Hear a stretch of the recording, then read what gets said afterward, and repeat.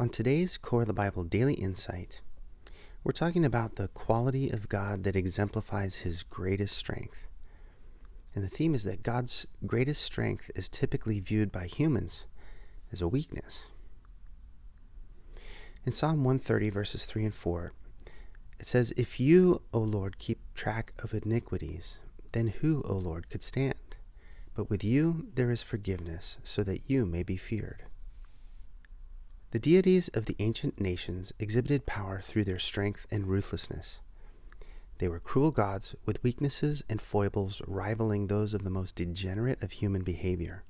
Yet, Yahweh stands out among the ancient gods for His characteristic forgiveness.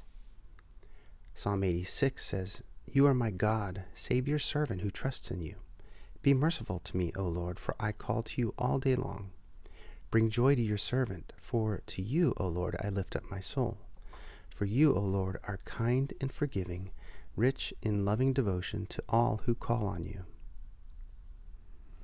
See, the psalmist writes, "But with you there is forgiveness, so that you may be feared."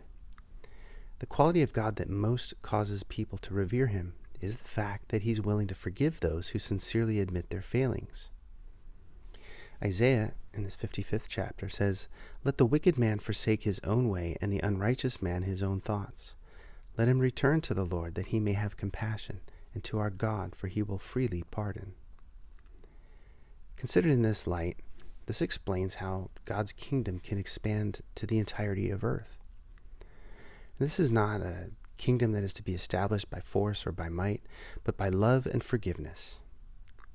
Force and might may hold sway for a temporary time in a limited area, but it always gives way to the next sweep of power and might. Forgiveness operates from a different base than forced subjection. It's a subtler but stronger might that captures the heart, and in so doing it causes willing obedience and respect. It's not as visible and decisive as forced compliance, yet it spreads farther, reaches deeper, and lasts longer than any armed campaign could accomplish. So if our God is a God of forgiveness, and if we consider ourselves to be His children through faith, then should we not mimic the characteristic that would most demonstrate our likeness with our Father and bring honor to His name? Something to consider. Well, I hope this insight was helpful for you. Please be sure to visit coreofthebible.org for many more Bible resources. Thanks so much for taking the time to listen today. Take care.